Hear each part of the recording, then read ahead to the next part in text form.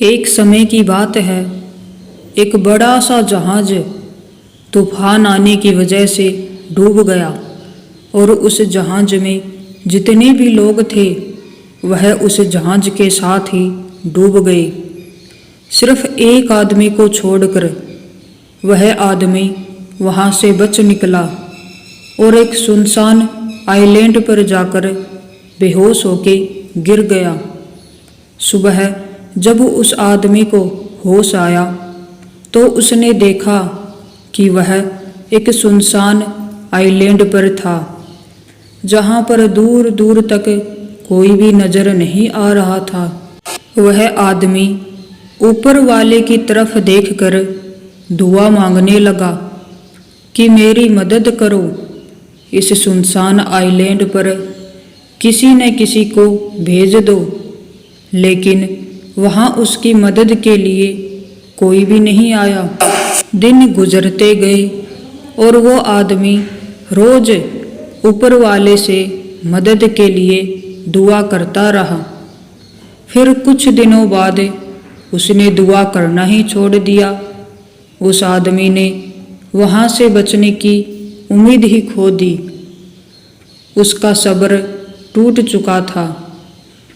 उस आदमी ने लकड़ियां इकट्ठा की और उनसे एक टेंट बनाया। उसने नारियल के पेड़ से बहुत सारे नारियल तोड़े और खाने के लिए मछलियां पकड़ने लगा। 15 से 20 दिन निकल चुके थे और उस आदमी ने यहाँ से निकलने की पूरी उम्मीद खो दी थी। उसने 20 दिन मेहनत करके एक लकड़ियों का घर तैयार किया। एक दिन जब वह नारियल तोड़ने के लिए गया और वापस आया तो उसने देखा कि उसने जो घर बनाया था उसमें आग लग चुकी थी और वह घर पूरी तरह से जलकर राख हो गया।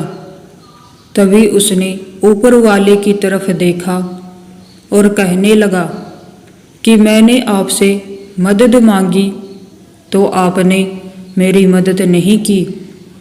फिर जब रहने के लिए मैंने घर बनाया तो आपने उसे भी जला दिया। वह आदमी पूरी रात ऊपर वाले को कोसता रहा और वहीं सो गया।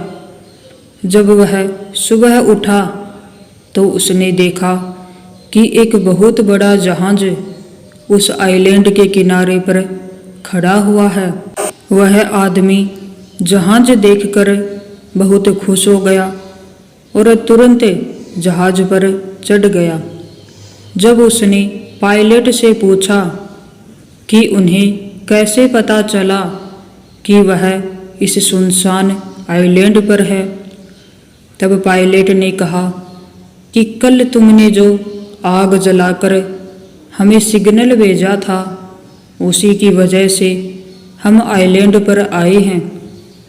तभी उस आदमी ने कहा कि मैंने तो कोई भी सिग्नल नहीं भेजा था। तभी वह आदमी सोचने लगा और उसे याद आया कि रात में जो उसका घर जल गया था शायद उसी की वजह से ये लोग यहाँ पर आए हैं। तभी वह आदमी ऊपर देखकर खुशी से चिल्लाने लगता है और ऊपर वाले का धन्यवाद करता है। दोस्तों, सेम ही चीज़ें हमारे साथ भी होती हैं। अगर चीज़ें हमारी प्लानिंग के हिसाब से नहीं होती हैं तब हम बौखला जाते हैं। किसी चीज़ को लेकर हमारी उम्मीद पूरी तरह से टूट जाती है। हमारा सब्र हमें जवाब देने लग जाता है और हम ऊपर वाले को कोसने लग जाते हैं। लेकिन आपको नहीं पता कि ऊपर वाले का प्लान आपके लिए क्या है। आप उसका अंदाज़ा भी नहीं लगा सकते हैं। तो ये छोटी सी मोटिवेशनल कहानी अगर आपको पसंद आई हो तो लाइक कीजिएगा और चैनल को सब्सक्राइब कीजिएगा। मिलते हैं ऐसे ही मोटिवेशनल कहानी के साथ। तब तक के लिए आप सभी को राधे राधे।